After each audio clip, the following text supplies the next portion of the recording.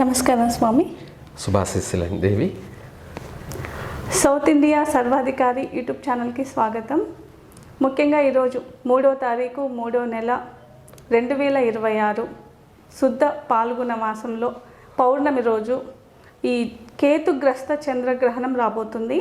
12 రాశుల వారు వాళ్ళకి ముఖ్యంగా మంచి ఫలితాలు ఎవరికి ఉంటాయి, చెడు ఫలితాలు ఎవరికి ఉంటాయి 12 రాశుల వారికి. అంతేకాకుండా గర్భిణీ స్త్రీలు అంటే ఈ కేతుగ్రస్త చంద్రగ్రహణం అన్నది సాయంకాల సమయంలో ఉంది కదా, ఆ సమయంలో నిద్రించవచ్చా నిద్రించకూడదా అన్నది మన స్వామిగారి మాటల్లో తెలుసుకుందాం. మంచి విషయం అడిగారు. అయితే మనకు మీరు అన్నట్టుగా ఇప్పుడు 2026 మంగళవారము 3వ తారీఖు 3వ నెల, అలాగే పాల్గొన శుద్ధ శుక్ల పౌర్ణమి. మంగళవారము సాయంత్రానికి పౌర్ణమి కూడా అయిపోతున్నది. అయితే ఈ యొక్క పౌర్ణమి సమయము చంద్రగ్రహణం. అలాగే ఈ చంద్రగ్రహణం కూడా మామూలుగా మనకు ముందు నుంచే మనం టైం ఇస్తుంటారు. 3:19 నుంచి 6 గంటల దాదాపు 6:30 గంట వరకు కూడా 6:45 వరకు కూడా ఈ యొక్క చంద్రగ్రహణ సమయం. అయితే ఇది జరిగేది కరెక్ట్గా చెప్పాలంటే 5 తర్వాత 6:30 లోపు మాత్రమే జరుగుతుంది, 6:45 వరకే. ఎందుకంటే చంద్రోదయం అంటారు. చంద్రోదయం అనేది సాయంత్రం సూర్యాస్తమయం ముందు జరుగుతుంది కాబట్టి ఆ సమయంలో ఈ చంద్రగ్రహణం జరుగుతుంది. అయితే మీరన్నట్టుగా గర్భిణీ స్త్రీలు, ముఖ్యంగా చెప్పాలంటే గర్భిణీ స్త్రీల విషయానికి వచ్చేటప్పటికి ఆ సమయంలో నిద్రపోవచ్చు అని కొంతమంది చెప్పడం. మనకు గర్భిణీ స్త్రీల విషయానికి వచ్చేటప్పటికి ఇది చాలా ముఖ్యమైన విషయం అన్నమాట. ఈ యొక్క కేతుగ్రస్త చంద్రగ్రహణం అనేది మనం ప్రపంచవ్యాప్తంగా జరుగుతుంది. ఈ యొక్క మంగళవారం కుజుడు అధిపతి, అలాగే రాహుకాల సమయం అంతా కూడా జరుగుతుంది 3 తర్వాత 4:30 వరకు కూడాను.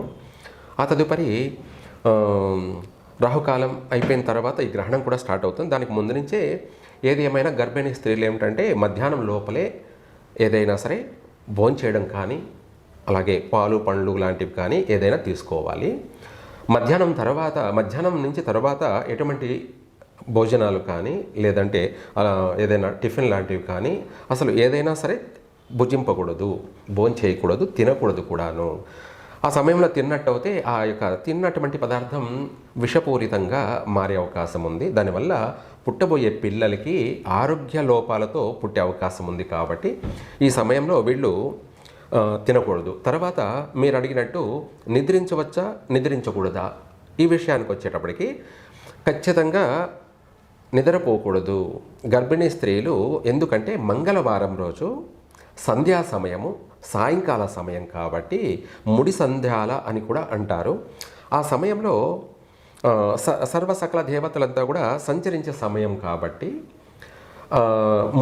సంధ్య వేళ ముడిపడుతుంది, పగలు పోయి రాత్రి ముడిపడే సమయం కాబట్టి ఈ సమయంలో గర్భిణీ స్త్రీలు నిద్రపోయినట్టయితే వాళ్ళకు పుట్టబోయే పిల్లలు కూడా డల్లుగా వాళ్ళు కలాంశంతో లేకుండా కళాహీనులైనటువంటి పిల్లలు పుట్టే అవకాశం ఉంది.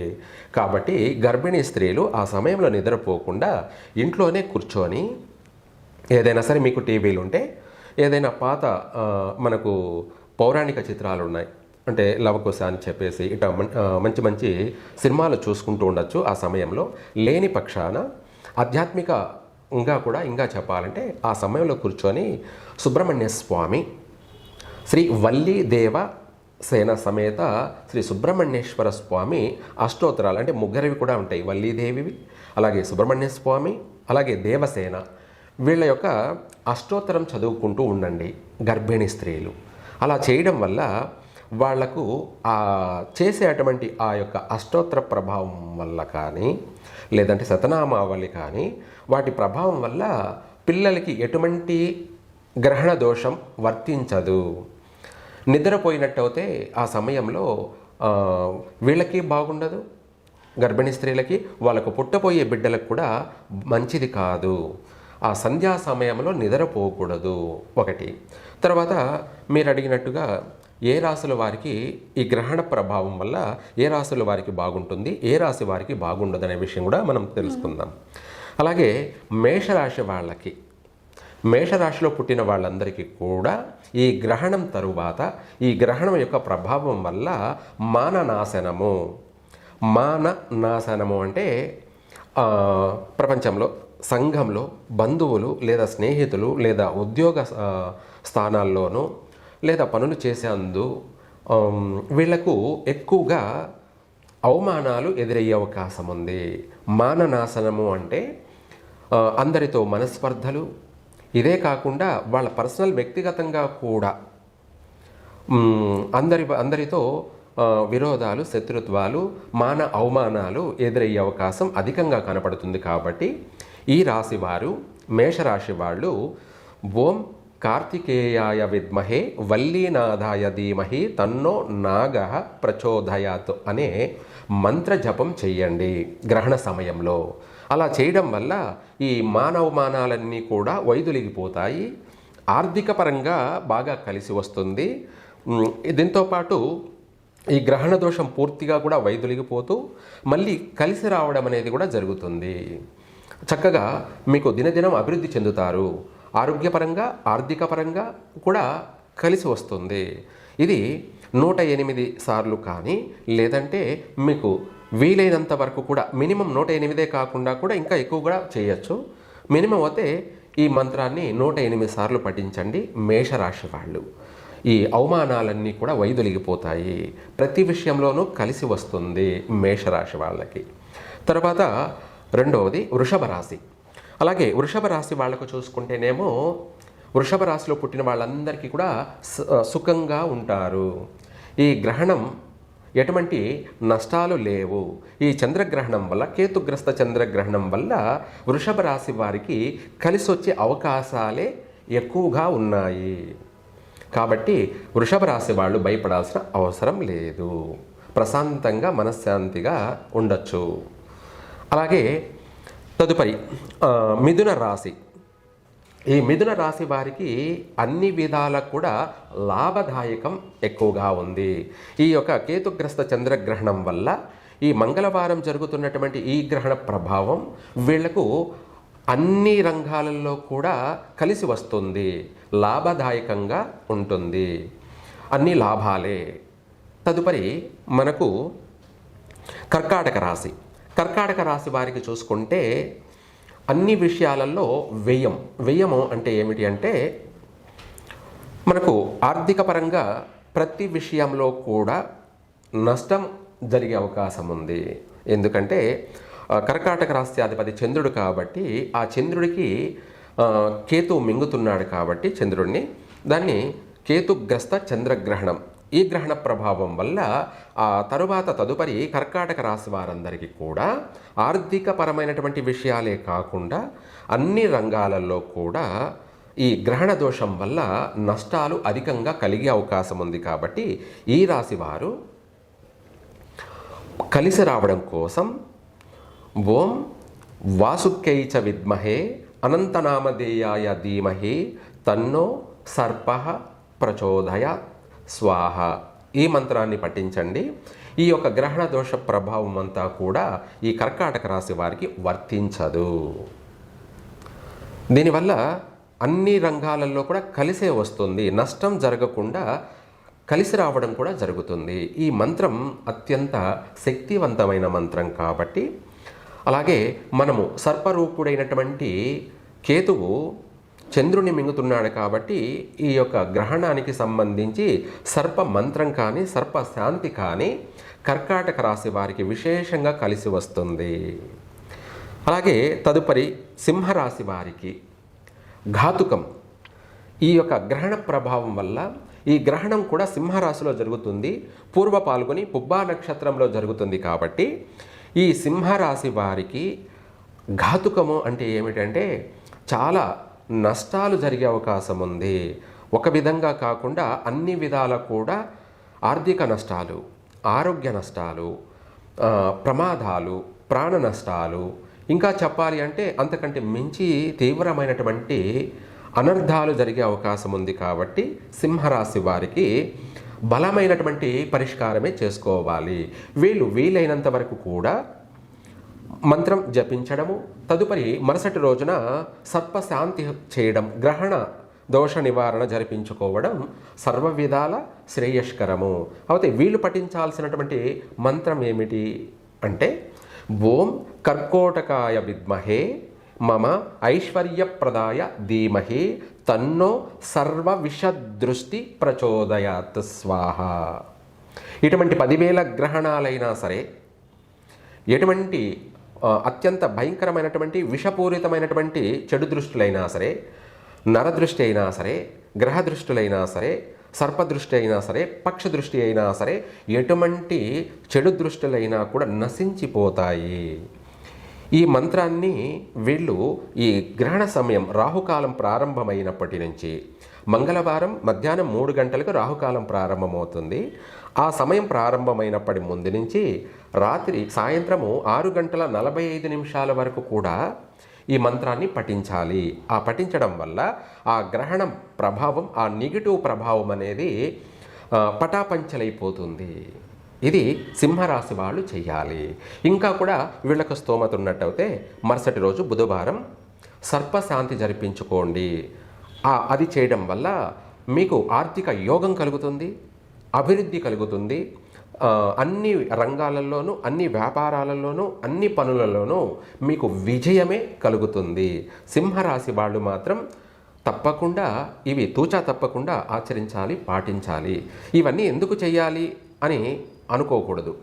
మన జీవితము, మన పర్సనల్ వ్యక్తిగత భవిష్యత్తు బాగుండడం కోసం మనము చెయ్యాలి. ఏదైనా సరే నష్టం జరిగిపోయిన తర్వాత చేయడం కన్నా, చేతులు కాలిన తర్వాత ఆకులు పట్టుకోవడం కన్నా ముందు జాగ్రత్తగా, ముందు చూపుతోటి మనము దాన్ని తప్పించుకు తిరుగుబాటు దన్నిడు సుమి అన్నట్టుగా పరిష్కారం చేసుకోవడం వల్ల విశేషంగా కలిసి వస్తుంది.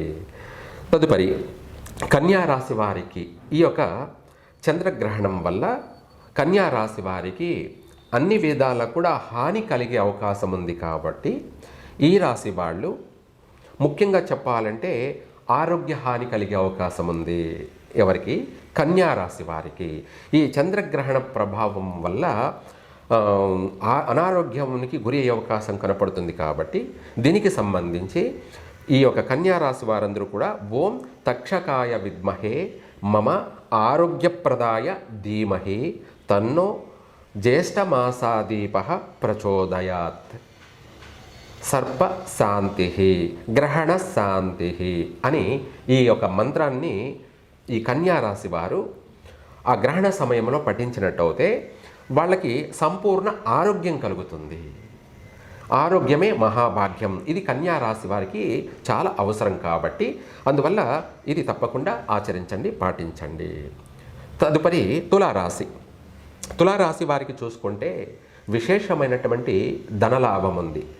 ఈ యొక్క చంద్రగ్రహణం వల్ల వీరికి లాభదాయకమైనటువంటి జీవితమే. ఎటువంటి నష్టాలు లేవు, ఎటువంటి కష్టాలు లేవు. కాబట్టి వీళ్ళు బాధపడాల్సిన అవసరం లేదు, భయపడాల్సిన అవసరం కూడా లేదు.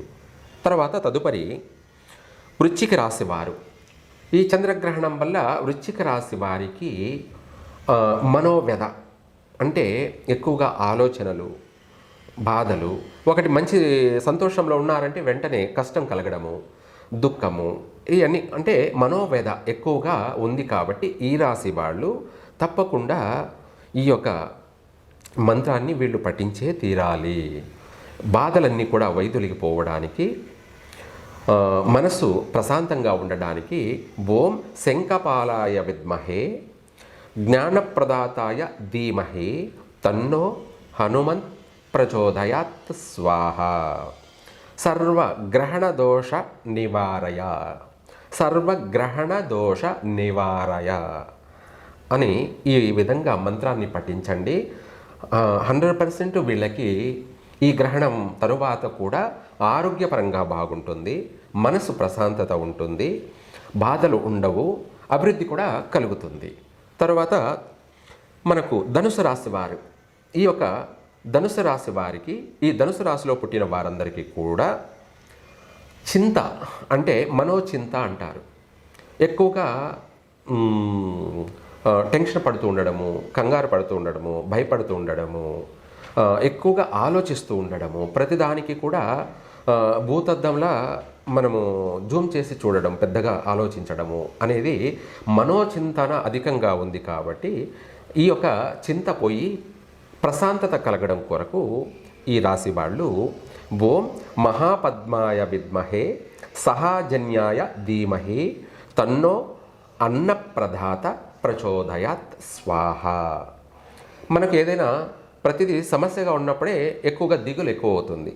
మనకు ముఖ్యంగా అన్ని విధాలా బాగుంటే నారు పోసిన వాడు నీరు పోయకుండా పోతాడా అన్నట్టుగా అన్నీ బాగున్నప్పుడు ఏ చింత ఉండదు, ఏ దిగులు ఉండదు. కాబట్టి ధనుసు రాశి వారు ఈ చింతలన్నీ కూడా పోయి ప్రశాంతంగా ఉండడం కొరకు ఈ యొక్క గ్రహణ సమయంలో ఈ మంత్రాన్ని పఠించండి, కలిసి వస్తుంది ధనుసు రాశి వారికి. తర్వాత మకర రాశి వారికి ఈ యొక్క మంగళవారం తరువాత, ఈ చంద్రగ్రహణం తరువాత మకర రాశి వారికి సౌఖ్యంగా ఉండబోతుంది. వాళ్ళు ఆల్రెడీ అనేక సమస్యలు పడి విసిగిపోయి వేజారిపోయి ఉన్నటువంటి ఈ మకర రాశి వారికి చంద్రగ్రహణం తదుపరి ఈ గ్రహణం ప్రభావం వల్ల అన్ని విషయాలలో కూడా కలిసి వచ్చే అవకాశాలే అధికంగా ఉన్నాయి. కాబట్టి మకర రాశి వారికి సర్వ విధాల సౌఖ్యమే. తదుపరి కుంభరాశి వారికి వచ్చేటప్పటికి ఈ యొక్క గ్రహణం తరువాత, చంద్రగ్రహణం తరువాత స్త్రీలకు అవుతేనో మరీ కష్టకాలంగా ఉంది. స్త్రీకి కష్టము, నష్టము, అలాగే ఒక మాటలో చెప్పాలంటే వీళ్ళకు కూడా మాననాశనము, అలాగే సుఖాల కన్నా దుఃఖాలే అధికంగా కలిగే అవకాశం ఉంది ఈ గ్రహణ దోష ప్రభావం వల్ల. ఒక మాటలో చెప్పాలంటే కుంభరాశిలో పుట్టిన స్త్రీలందరికీ అధికమైనటువంటి కష్టాలే. అలాగే కుంభరాశిలో పుట్టిన మగవాళ్ళకైతే స్త్రీల వల్ల కష్టాలు. ఇలాకు కుంభరాశిలో పుట్టినటువంటి మగవాళ్ళకి అదే స్త్రీల వల్ల కష్టాలు. అయితే కుంభరాశి వారికి ఈ గ్రహణ ప్రభావం అధికంగా సమస్యలు, నష్టాలు ఉన్నాయి. కాబట్టి ఈ రాశి వాళ్ళు ప్రమాదాలు, అలాగే మానవమానాలు, ఇంకా చెప్పాలంటే అనేకమైనటువంటి సమస్యలు అధికంగా ఉన్నాయి. కాబట్టి ఈ రాశి వాళ్ళు ఈ మంత్రాన్ని పఠించండి, తప్పకుండా అన్ని విధాలా బయటపడతారు. ఓం నీల సర్పాయ విద్మహే మమ ప్రాణప్రదాతాయ ధీమహి తన్నో సర్ప ప్రచోదయాత్ మమ సర్వ సౌఖ్యప్రదాతాయ సర్వసౌఖ్యప్రదాతాయ ధీమహి. ఇక్కడ మనకు సర్వ సౌఖ్యము, కష్టాలు, నష్టాలు అనేది వైదొలిగిపోయి మనకు సర్వ విధాల సౌఖ్యం కలగాలి, సుఖంగా జీవించాలి అని చెప్పేసి ఈ యొక్క కుంభరాశి వారు ఈ చంద్రగ్రహణ సమయంలో ఈ మంత్రాన్ని పఠించండి. విశేషంగా కలిసి వస్తుంది. కష్టకాలంలో కూడా సుఖంగా ఉంటారు. తదుపరి మీనరాశి వారికి ఈ చంద్రగ్రహణం వల్ల అతి కష్టం కలగబోతుంది. అతి కష్టము అంటే అన్ని విధాల మామూలుగా శని ఏలేనాటి శని ప్రభావం వల్ల ఇబ్బందులు పడ్డారు. ఆ శని ఉపశమనం కలుగుతుంది. శని వల్ల అనుకూలంగా ఉన్నప్పటికీ ఈ గ్రహణ ప్రభావం అనేది అన్ని విధాల అతి కష్టము, కష్టంలో కూడా అతి కష్టము అంటే చాలా బలమైనటువంటి కష్ట నష్టాలు, అష్ట కష్టాలు అంటారు కదా, అదేవిధంగా ఈ గ్రహణ ప్రభావం వల్ల అష్ట కష్టాలు కలగబోయే అవకాశం ఉంది.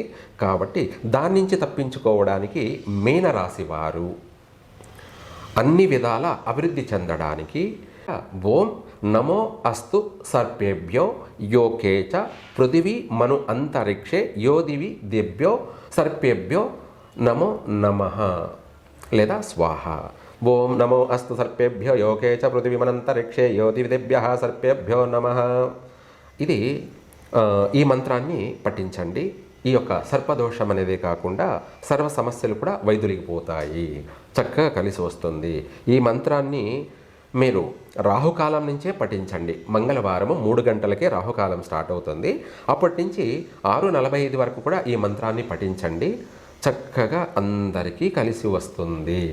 మీనరాశి వారందరికీ కూడా ఈ అతి కష్టాలన్నీ కూడా వైదొలిగిపోయి ఈ సంవత్సరం అంతా కూడా సుఖంగా సౌఖ్యంగా ఉంటారు. ఏది ఏమైనప్పటికీ కూడా ఈ గ్రహణ ప్రభావం వల్ల ప్రపంచానికంతా కూడా నెగటివ్ సమస్య, అలాగే ఇది అపసవ్య కాలసర్పదోష గ్రహణ దోషం కాబట్టి అందరికీ విభేదాలు, వ్యత్యాసాలు, మనస్పర్ధలు, అందరికీ ఒకరికి పట్ల ఒకరికి విరోధాలు, శత్రుత్వాలు, ప్రపంచాల మధ్య, దేశాల మధ్య యుద్ధ వాతావరణాలు, అధికంగా భూకంపాలు, ఇటువంటివన్నీ కూడా సంభవించబోయే సమస్యలు అధికంగా ఉన్నాయి కాబట్టి అందుకనేసి వీలైనంత వరకు జాగ్రత్తగా ప్రపంచంలో ఈ 12 రాసుల వాళ్ళు ఈ మంత్రాన్ని పఠించడం వల్ల ప్రపంచానికంతా కూడా ఈ సమస్యలన్నీ వైదొలిగిపోతాయి. ఈ శబ్దధ్వని ప్రపంచమంతా వ్యాపిస్తూ ఉంటుంది కాబట్టి మన భారతీయులు చేసే ఈ మంత్రోచ్చరణ ప్రపంచాన్ని కాపాడుతుంది. ప్రపంచమంతా కూడా సుఖంగా సౌఖ్యంగాను ఉంటుంది. కాబట్టి అది ఆ యొక్క సుబ్రహ్మణ్య స్వామి అనుగ్రహం అందరికీ కలగాలి అని చెప్పేసి కోరుకుంటూ సర్వే జన సుఖినో భవంతు.